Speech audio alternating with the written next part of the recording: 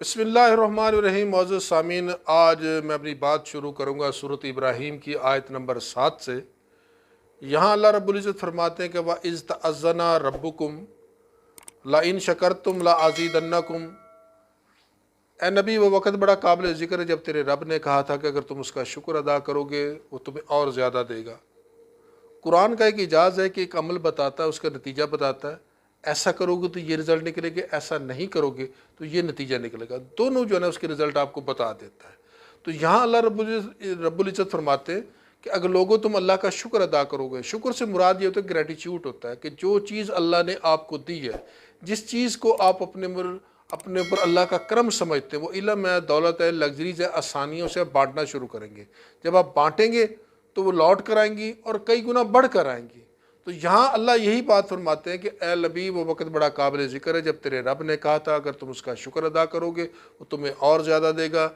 وَلَا إِن كَفَرْتُمْ، اگر اس بات کا تم انکار کر دو گے، ایسا تم نہیں کرو گے، اِنَّا عَذَابِي لَشَدِيدٌ، تمہاری زندگی میں عذاب کی جو شدت ہے نا وہ بڑھتی چلی جائے گی۔ آج دیکھ لیجئے ہماری زندگیاں کس انداز سے گزر رہی ہیں، کوئی انسان سکون کی زندگی نہیں گزار رہا۔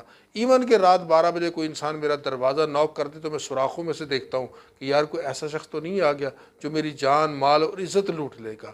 وہ آزاد قومیں جن کی زندگیاں بڑے پرسکون ہے، رات کو بڑے پرسکون ہو کر سوتے ہیں، کوئی ان کی چیزیں بھی نہیں چراتا۔ تو لہٰذا یہ ایک سسٹم ہے، ایک نظام ہے۔ قرآن یہ نہیں کہتا کہ ایک فرد کو پکڑ کر آپ اس کی اصلاح کیجیے، قرآن یہی بات کرتا ہے نظام کو بدل دو، نظام لوگوں کو بدل دے گا۔ جب نظام اسٹیٹ مضبوط ہو جائے گی تو ہر ادارہ مضبوط ہو جائے گا۔ آگے اللہ رب العزت فرماتے ہیں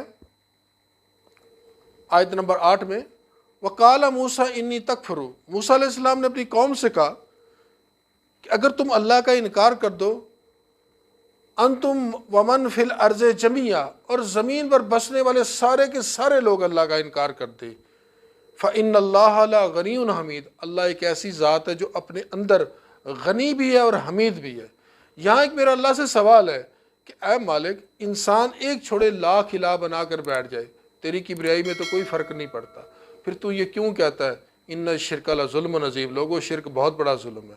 اس لیے کہا جاتا ہے کہ آپ کو صحت اللہ دیتا ہے، اولاد اللہ دیتا ہے، رزق اللہ دیتا ہے، مال و اسباب اللہ دیتا ہے۔ جب کہیں حاجت کی ضرورت پڑتی ہے تو خالق کو چھوڑ کر مخلوق کے آگے جھکتے ہو۔ یہ بات اس خالق کو بڑی ناگوار گزرتی ہے، پھر وہ کہتا ہے ان الشرک لظلم عظیم، لوگوں سارے گناہ معاف ہو جائیں گے، ایک شرک آپ کا معاف نہیں ہوگا۔ آگے اللہ تاریخی حوالہ جات دینا چاہتا ہے، اپنے نبی سے کہتا ہے کہ الم یاتکم نبأ الذین من قبلکم، اے نبی آپ کے پاس آپ سے پہلے لوگوں کی خبریں بھی آئی ہیں، قوم نوح و عاد و سمود، قوم نوح، عاد اور سمود کے بارے میں۔ قوم عاد کے بارے میں تو اللہ واضح طور پر قرآن میں فرماتا کہ اس جیسی قوم دوبارہ دھرتی پر پیدا نہیں کی گئی۔ آج ان کے جو ہے نا جی ڈھانچے زمین سے دریافت ہوئے ہیں، ملے ہیں، 30 فٹ کا ان کا ایک ڈھانچہ نکلا ہے۔ تو پھر اللہ یہ کہتا ہے جب اس قوم کو 5 دن 6 راتیں گرم ہوا چلا کر مار دیے گا نا، تو اپنے نبی سے بھی کہتا کہ اے نبی کاش آپ اس وقت ہوتے، دیکھتے اس زمینوں پر ایسے گرے پڑے تھے جیسے کھجوروں کے تنے گرے پڑے ہوتے ہیں۔ ڈیم بنانے میں، زراعت میں اتنی ماہر قوم تھی، آج بھی ان کی دیکھ لیجئے، اللہ قرآن میں کہتا فسیروا فی الارض، زمین میں چلو پھرو، دیکھو تم سے پہلے کتنی قومیں گزر چکی ہیں، تم سے بہتر آثار چھوڑ کے گئی ہیں۔ اس کی آپ کو مثال میں دیتا ہوں، ابو الہول کی، دیکھو انہوں نے ایک مجسمہ بنایا تھا، وقت کے ساتھ ساتھ اس کا ناک جو ہے نا ٹوٹ کر نیچے گر گیا اس بت کا۔ آج ہم اپنے دور کی جدید سیمٹ اٹھا کر اس کا ناک بناتے ہیں، کچھ عرصے کے بعد پھر وہ نیچے گر جاتا ہے۔ ہم تو ان جیسا مسالہ نہیں بنا سکے، جس مسالے کے ساتھ انہوں نے اپنی لاشوں کو، فرعون کی لاشوں کو محفوظ کیا تھا، وہ مسالہ آج ہمارے پاس نہیں ہے۔ تو وہ جو ہم سے پہلے جتنی قومیں گزری ہیں نا، وہ جو ہے نا جی وہ زیادہ بہتر آثار چھوڑ کر گئی ہیں۔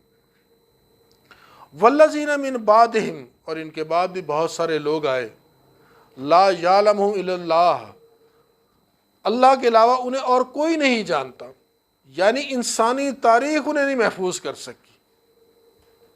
کیا قصور تھا ان لوگوں کا؟ جاتہم رسلہم بالبینات، جب اللہ کہتا میرے رسول جب ان کے پاس واضح دلائل کے ساتھ آتے تھے، فردوا ایدیہم فی افواہہم، وہ حیرت سے اپنے منہ سے انگلیاں کاٹنا شروع کر دیتے تھے کہ یہ آپ کیسی باتیں کر رہے ہیں۔ آگے سے جواب دیتے تھے وَقَالُوا إِنَّا كَفَّرْنَا بِمَا أُرْسِلْتُمْ بِهِ، ہم اس چیز کا انکار کرتے ہیں جس چیز کے ساتھ بھیجے گئے ہو۔ یہی بات میں نے آپ کو پہلے بھی کہی تھی کہ انبیاء کی شخصیت سے مخالفت نہیں ہوتی، مخالفت اس وحی سے ہوتی ہے جو انبیاء لے کر آتے ہیں۔ تو یہاں بھی وہ قوم یہ کہتی ہے کہ ہم اس چیز کا انکار کرتے ہیں کہ جس چیز کے ساتھ آپ بھیجے گئے، اِنَّا لَفِی شَکٍ مِّمَّا تَدْعُونَا إِلَیْہِ مُرِیب، اور ہم بڑے شک میں پڑے ہوئے اور خلجان میں پڑے ہوئے جس کی طرف آپ ہمیں دعوت دیتے ہو۔ قالت رسولہم، رسولوں نے اس قوم کو جواب دیا، اف اللہ شکم، وہ تہاڑی مت ماری گی تس اللہ دے بارے شک کر دے ہو۔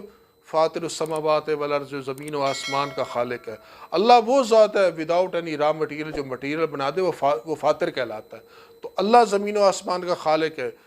یدعوکم لیغفر لکم من ذنوبکم، اللہ تمہیں دعوت دیتا ہے، بلاتا ہے اس کے پاس آؤ، استغفار کرو، وہ تمہارے گناہوں کو بخشنا چاہتا ہے۔ وَيُؤَخِّرُكُمْ إِلَىٰ أَجْلٍ مُّسَمًّى، اللہ تو تمہیں ایک وقت مقرر تھا کہ مہلت دے رہا تھا۔ آگے سے جب وہ قوم کو اتنی دلائل جب پیش کر دی گئی، یہ ہمارے معاشرے کا بھی ایک المیہ ہے کہ جب انسان کے پاس دلائل ختم ہوتے تو پھر انسان شخصیات پر بولنا شروع کرتا ہے، اس کی پرسنالٹی پر اٹیک کرتا ہے۔ ان لوگوں نے بھی ایسا ہی کیا۔